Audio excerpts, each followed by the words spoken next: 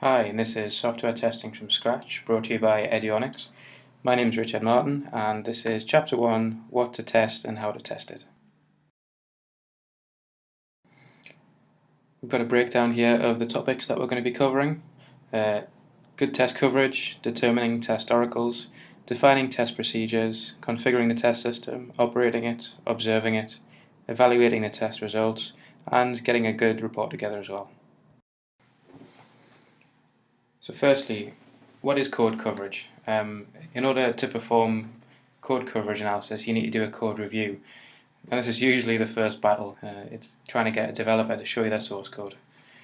Not only will it highlight potential issues, but bad coding practices too. Most developers are of the mindset that if it works great, who cares how it looks? In reality, that can cause a lot more problems down the line when it comes to troubleshooting. Normal test scripts are scripted around requirements or a features document.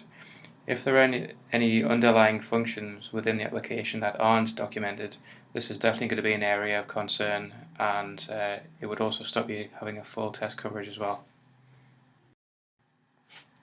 So a good example of this would be if an application is only advertised as having a nightly job archive, but upon the code review you can see that it's using a combination of a few different applications, cron, logrotate and syslog. You can then add in extra tests to test all three of these applications as well, simulate failures, that kind of thing.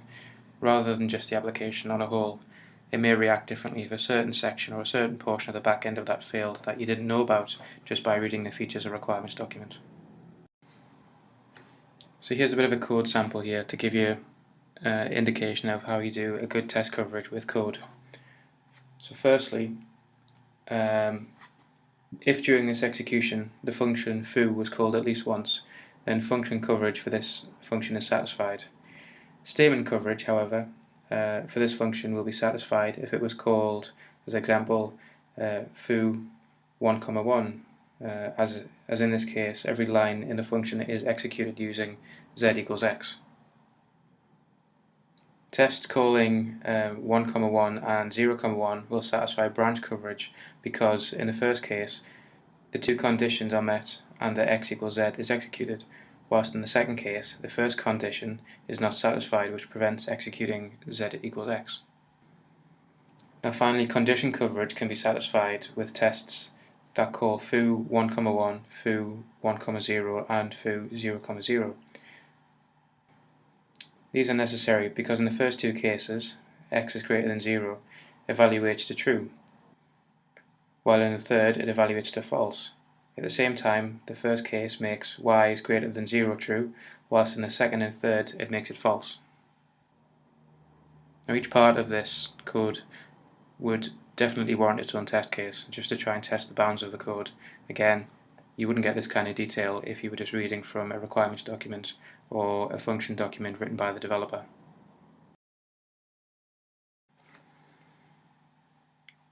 So next we have fault injection, which is a process of intentionally trying to cause errors outside of the documented error handler.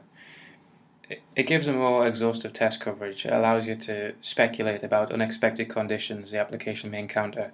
Just because you've done your use case, it doesn't mean that that's going to be exactly what happens in the real world.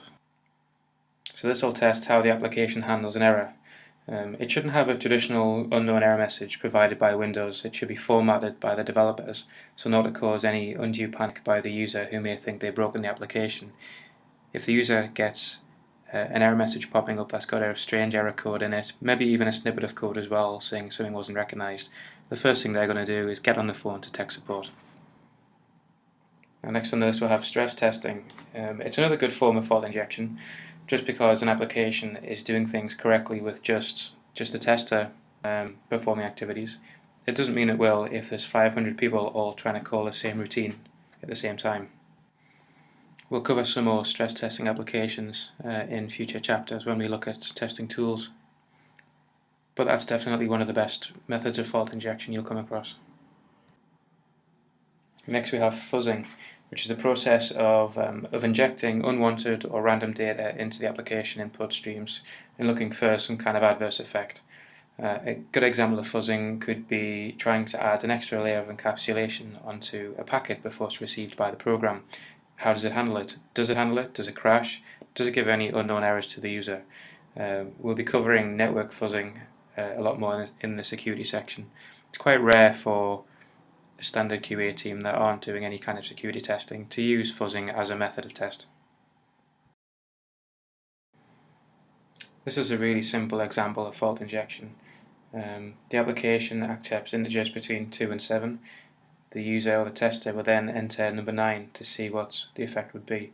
Ideally, the effect should be a crafted rejection, not only to stop it causing issues with the application, but also to inform the end user that their selection was invalid and the application has dropped the request.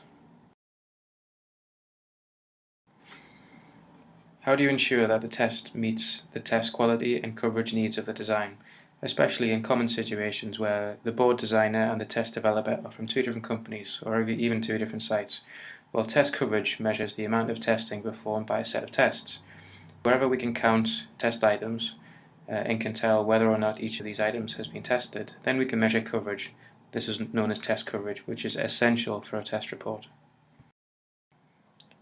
This is the mathematical formula used to work out the coverage percentage.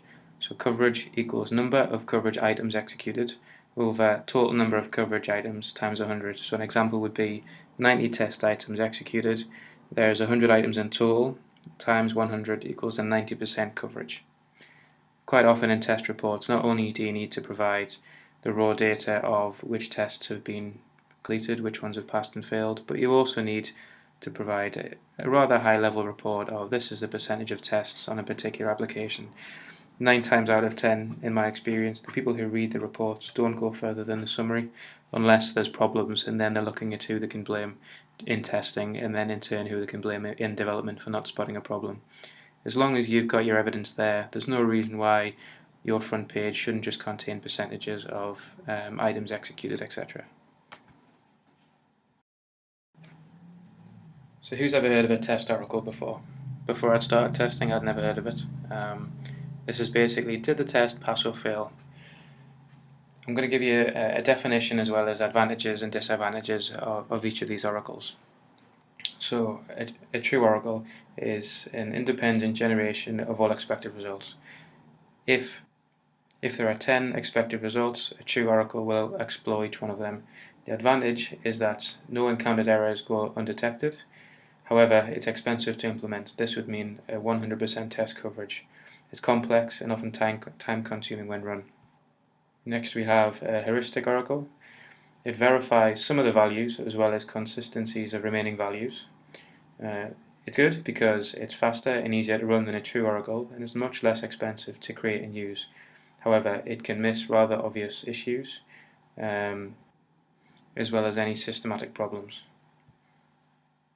A sampling oracle selects a specific collection of inputs or results. Its advantages are that it can select easily computed or recognized results, and it can manually verify with only simple oracle. However, it may miss systematic and specific errors, and it often trains the software to pass the test. A consistent oracle verifies the current run results with the previous run, which is regression testing, which we'll cover later. It's good because it's fast, its verification is very straightforward, it's comparing previous results. It can generate and verify large amounts of data on the fly.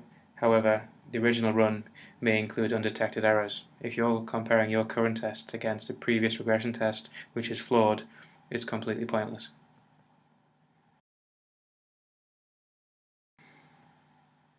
So the document that you use to define the test procedures and methods needs to contain the following. It has to have a descriptive title, usually containing a company and project name.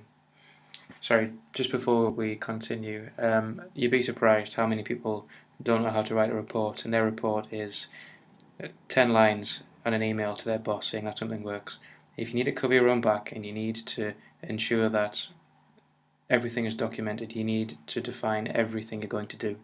Not only, as I say, to cover your own back, but to make sure that the customer is going to be satisfied with the result as well. So anyway, sorry. The scope of the test subjects. What are you going to test? What are you not going to test? The dates of software versions is fairly self-explanatory. Next, who's going to test it, where are they, and who will be looking after this test from a management perspective. If you need to deviate from any of the tests, you're going to have to clear that with management first, because if a tester takes that on his own shoulders and it ends up causing issues further down the line, you don't want to be held responsible for that. The terminology. A lot of people don't know what TCP and UDP mean, and if you're going to include that in your test report, give some kind of reference for it. It'll save a lot of questions in the long run. The significance or importance of the test. Why did you choose to perform several unit tests rather than a full system test? Did you use a black box or white box approach, and why? We'll cover black box and white box testing later. And also you have to list your apparatus as well. Did you use an iPad mini, an iPad Air? What load test tools did you use?